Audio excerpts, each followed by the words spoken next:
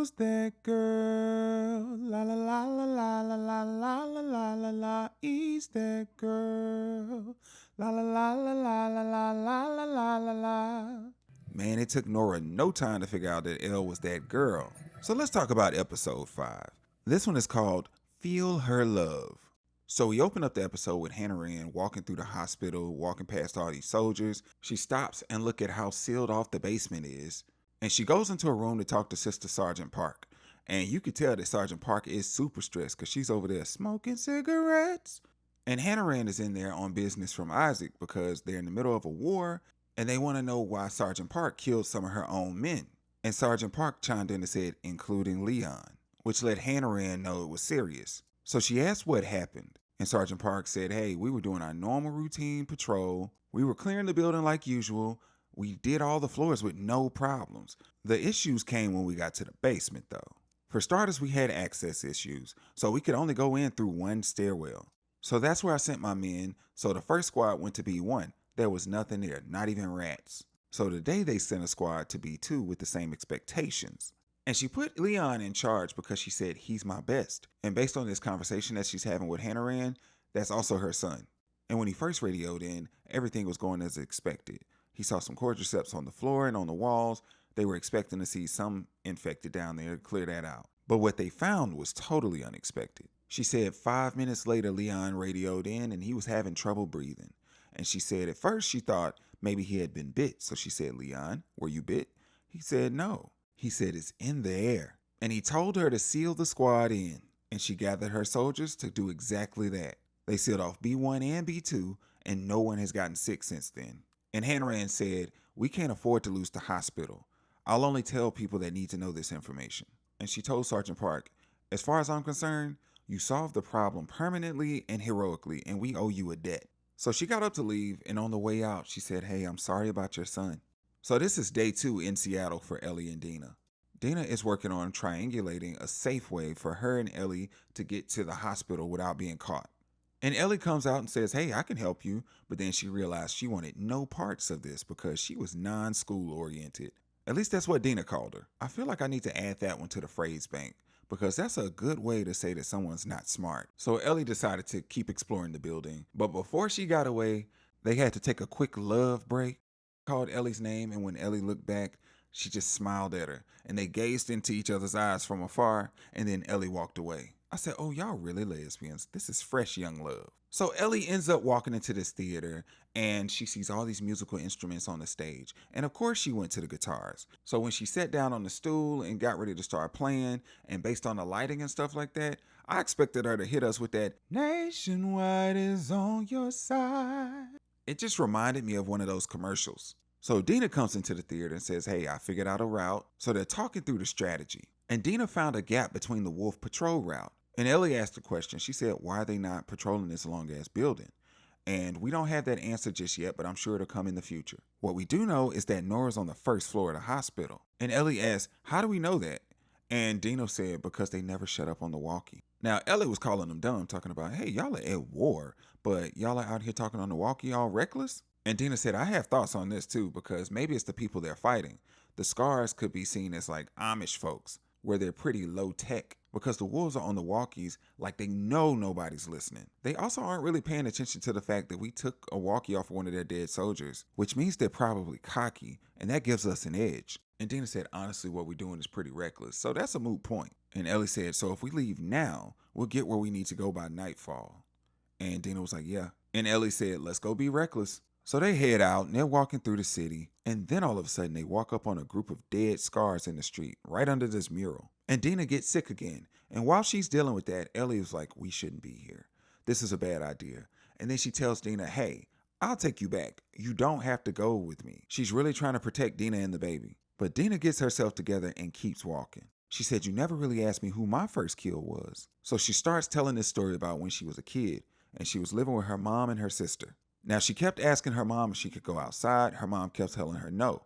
But then one day, she snuck out against her mom's wishes. And while she was away, a raider came and killed her mom and her sister. Now, she heard them scream, so she was running back to the house to go help them, but she was slow because she was 8 years old. She said when she got back to the house, the raider was still there, and she startled him. She also startled him when she shot him. To which Ellie replied, I'm sorry you had to go through that. And she was like, how did you get to Jackson? And Dina said, that doesn't even matter. What matters is this right here. Whatever Joe did to make those folks come to do what they did, he didn't deserve that. And she said, what if I hadn't snuck out? What if I was home and the raider made me watch as he did it? Would it make a difference if my family hurt his people first? No. And if I hadn't killed him, I would have hunted him forever. So I'll go back if you want to go back, or I'll keep going if you want to. It's really up to you. So Ellie said, let's keep going. I think we're going to have to come back to this statement a little later because I feel like it impacted one of the scenes that happened later in the episode. So that night they broke into a building. They're scanning for the threat level. The place seems pretty empty for now. And given that the wolf vehicles and the lights are all over the place, there seems to be less of a chance of like a horde of infected. Yeah, you're going to find some here and there, but you won't find a whole horde. So they're discussing the plan and making sure that, hey, shooting is the last option. We don't want to draw attention from the wolves or the infected. And if things get too crazy, you run. And Dina said, repeat back what I said, Ellie. And she said, shooting is the last resort. Okay. And then Dina gave Ellie a look. And Ellie was like, oh, so you just think I'm a loose cannon out here firing all willy-nilly? And Dina was like, literally every time. And she said, don't get angry. You're a little crazy. And that's exciting. And baby, that's one reason why I love you. But I'd like to make it out of here. Now, after hearing all that, Ellie was like, you love me? And I was like, I only got one word for this. Lesbian. This is very much so on the lesbian timeline. If she could have done it without getting caught, I'm sure Ellie would have pulled a U-Haul up to the wolf camp. Me, Dina, and the baby need you to focus though, Ellie. So Dina said, what's the plan? And Ellie said, knives or run. So they walking through the building and they stop for a second. Dina was like, hold up. I feel like another one of her skills is hearing because she's always the person that stops to count. She can hear really well. It's like Dina's a wolf or something, but she didn't hear anything in the hallway. So they continue their journey down the hallway and they end up in this room full of barrels and equipment, but they realized quickly that they had company and it was the smart infected. But instead of one like in the fresh market back in Jackson, they ran into the mathletes because they were severely outnumbered. So they had to think quickly. Ellie said that she would just create a diversion so Dina could get over to this cage for protection. The mathletes destroyed that knives or run plan because Ellie had to start shooting immediately. And I mean, it was a good plan for being on the fly, but they were about to get killed because the mathletes weren't playing with them. So the group really was taking Ellie down for a second. And then backup arrives. And it's somebody that knows what they're doing. So once the infected start retreating and clearing out, he walks over and sticks his hand out. And guess who it is? Pretty boy Jesse. And I was like, welcome to the party. It's a family affair now. So they run outside and the wolves are shooting at them because they clearly heard all those shots ring out in the building. And they got away from the wolves by running into the park. And the wolves stopped and said, oh, no, we're not running in there. The command was, if they come out here, shoot them. But we're not running into that park. Had them shook. They were acting like velociraptors were in there or something. The Jackson 3 assumed that it was just a lot of infected people out there. But we quickly found out that that was the Scars set. And while they were walking through the greenery, they started asking Jesse questions. And they asked, how did you find us? And Jesse said, well, you left your map over at the building. Great triangulation, by the way. And then Ellie said, oh, that was all Dina. To which Jesse replied, oh, I had no confidence that that was your work. And then Ellie tried to ask another question. He was like, does it look like I want to talk to you right now? And Dina asked, did you come alone? And he said, no, Tommy came as well. He's back over at the building. And that's when Ellie got perturbed because she thought that Jackson sent them to help. She was like, I can't believe Jackson sent y'all. He said, they didn't. We just came the next day because we knew y'all would die out here. And he told him about the plan of getting back to the building, resting for the night, and then heading back home. And Ellie was like, nah, we're not doing that. And then they hear the scar whistles. They end up seeing the Scars hang and gut one of the wolves. And then all of a sudden another whistle comes out of nowhere and an arrow hits Dina in the leg. The Scars been scoping and now they're chasing you. Let's talk about the precision in which they shot this. In the dark at that. I see you, Robin Hood men that fight. So Jesse had to carry Dina out.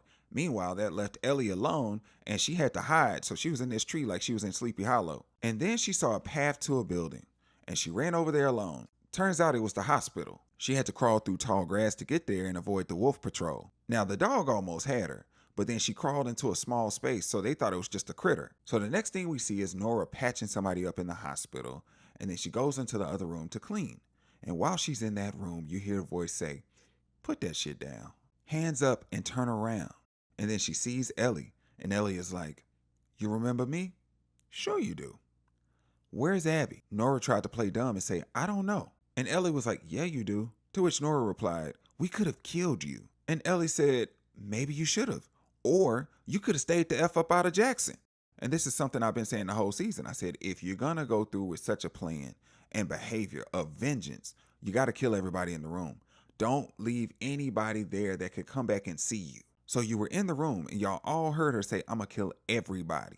But y'all walked out like that meant nothing. Old punk ass Manny got a little kick in, but that wasn't enough. Ellie's definitely coming for him. So they're still chatting, and for a second it sounded like Nora was contrite. She was like, I'm so sorry you had to see that. Sometimes at night I hear his screams. And then she quickly traveled over to disrespect because she said, that little bitch got what he deserved. Then threw water in Ellie's face and booked it. So while she was out in the hallway, she yelled intruder really loud, and she told the other soldiers to shoot Ellie. Now of course they tried and missed. So Nora eventually ran to a dead end. And seeing that Ellie was getting closer and closer, she climbed into the elevator shaft. Now the elevator was a little bit raggedy, so it fell down some levels. It stopped right at B2, and Ellie's trying to shoot at her from upstairs. Now just as much as Ellie is chasing Nora, Ellie is being chased by the soldiers. So she climbs into the elevator shaft too. And it's funny, while she was climbing down, the soldiers was like, hey, the elevator shaft is open? Man, seal off the hallway. They were like, absolutely not.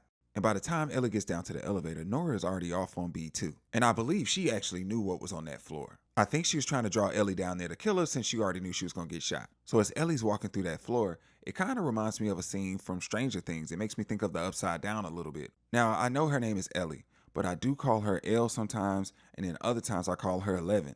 And the reason why I call her 11 sometimes is because I draw parallels to their situations. For starters, both of their names start with EL. Both of them got a little razzle-dazzle in their system. Their bodies respond different when they're in contact with like spores or elements from the upside down, while other people will get sick or die.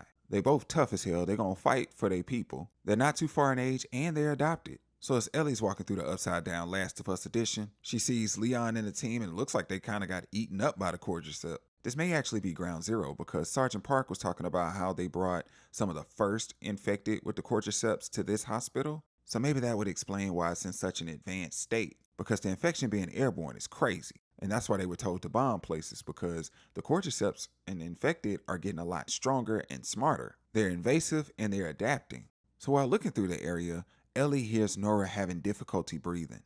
And so she finds Nora on the ground having difficulty breathing, coughing, and she had enough in her to muster up some words for Ellie. She was like, you little stupid heifer. The spores are in the air. You done killed us both. To which Ellie replied, did I? And that is when a realization happened for Nora. She was like, you're her. The immune girl. You're real? And Ellie was like, yup. And she was locked in. She said, where's Abby? And Nora said, you don't even want to know what he did? And Ellie was like, I don't care. But Nora had to let her know anyway since she was on the way out. She said he killed all those people in the hospital, including the only person who could make a cure from you.